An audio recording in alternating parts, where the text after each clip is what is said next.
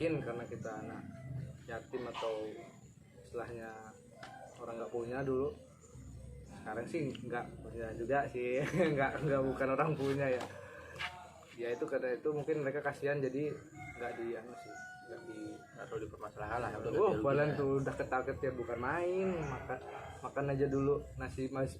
Pernah nggak lu makan nasi singkong sama nasi jagung? nasi basi gua pernah makan. Belum pernah. Udah pernah makan nasi basi ya, saking nggak ada anunya bre, nggak ada makanan.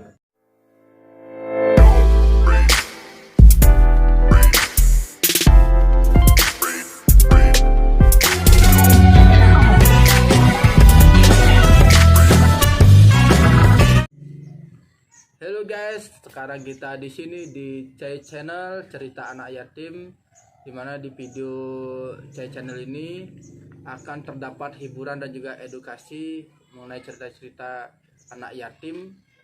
Jadi kita lanjut saja langsung ke videonya dengan narasumber yang pertama, yaitu saudara Komangdana Sularsa.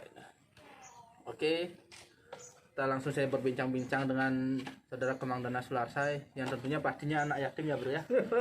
ya. Oke. Jadi yang pertama, sebelum bertanya ke inti permasalahannya, gua tanya kabar lu dulu gimana bre?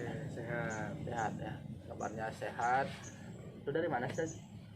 Gua dari ini bre, gua dari ya lumayan, ini baru dapat kerja ya, mungkin doa juga, mungkin karena gue yatim ya, dapat lah istilahnya hidayah dari Tuhan, dikasih jalan lebih mudah gitu ya. Jadi dari kerjaan tadi. Kerjanya di sana di mana? Karena kemarin kita kuliah jurusan keguruan, jadi sekarang jadi ngonor-ngonor dulu di SMP di sini dekat sini. Gitu. Ya, dari anak yatim udah lama jadi anak yatim atau Oh, jadi anak yatim lumayan bre. Kalau jadi anak yatim itu, kalau gua dari 2007 berarti sekarang udah sekitar 15 tahunan lah. 15 tahun Ya, dari 2000 SD. itu.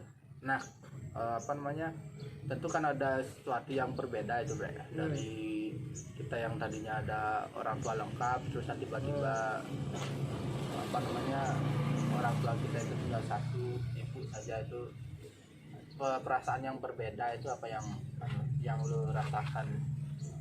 Oke, kalau misalkan rasanya gimana gitu ya, pertama sih kalau misalkan kayak di film-film itu dia ada apa tuh? Ada anjing. Wah, ada gangguan bentar nih. Nah, kalau misalkan dulu itu jangan gitu, kirain itu anjir. Nah kalau dulu itu istilahnya kalau kayak di film-film itu kan mereka kehilangan keluarga, nangis atau kayak mana gitu.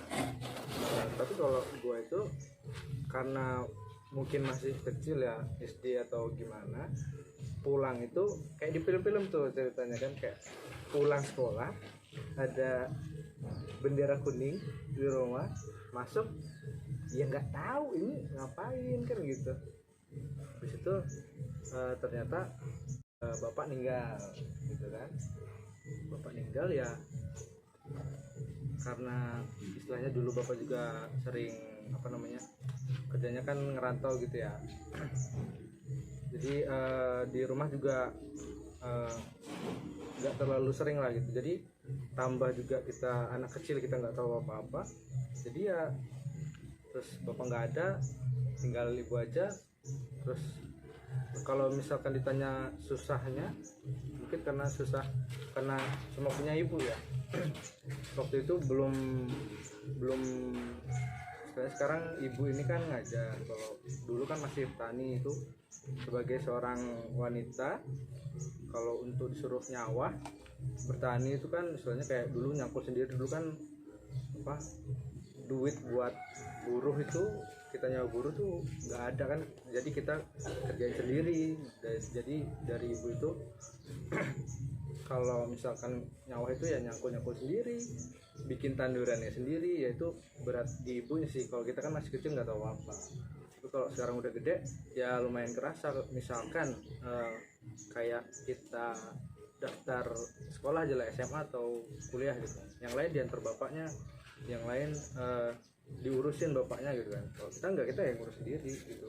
Cuma ada kebanggaan tersendiri kan kalau misalkan yang lain diurusin, kita enggak, kita jadi lebih tahu gitu kan. Bukan berarti yang punya bapak itu lebih nggak tahu dari kita, cuma kita punya pengalaman sendiri yang kita dapat sendiri gitu.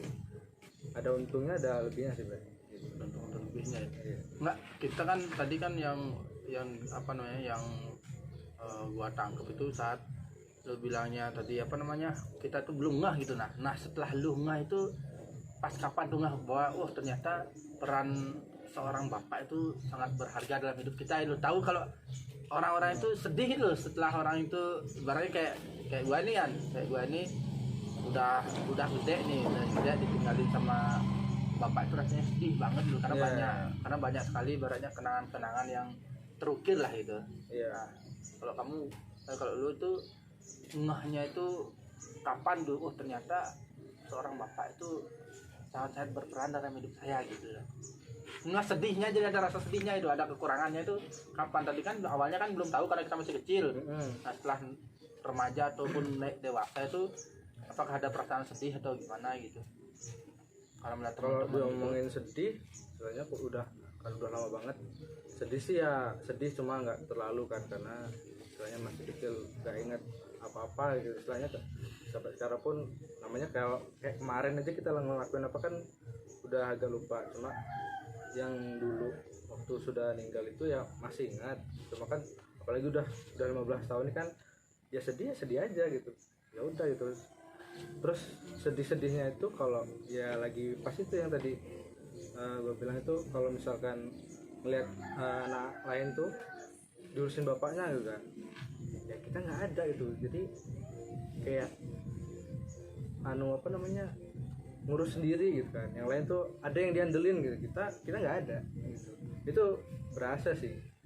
Kalau ibu juga kan, ya ibu udah susah masa nyusahin ibu lagi kan. Ya seru jadi anak yatim. iya seru. Nggak seru. Bercanda. Enggak, artinya kan tadi ada suka ada dukanya. Nah kita berbicara ke dukanya dulu ya. Sukanya nanti itu kan biar ada edukasi untuk yang menonton supaya bisa termotivasi itu kan itu.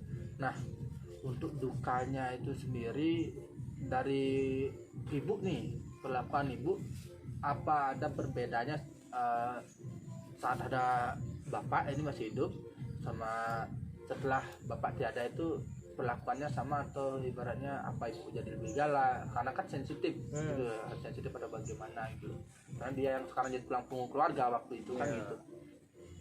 Ya kalau misalkan galak atau gimana itu kan nggak tahu gimana dulunya orang tua kita ya, atau lingkungannya mereka galak dari sananya apa gimana. Kalau misalkan ibu gue sih istilahnya emang galak,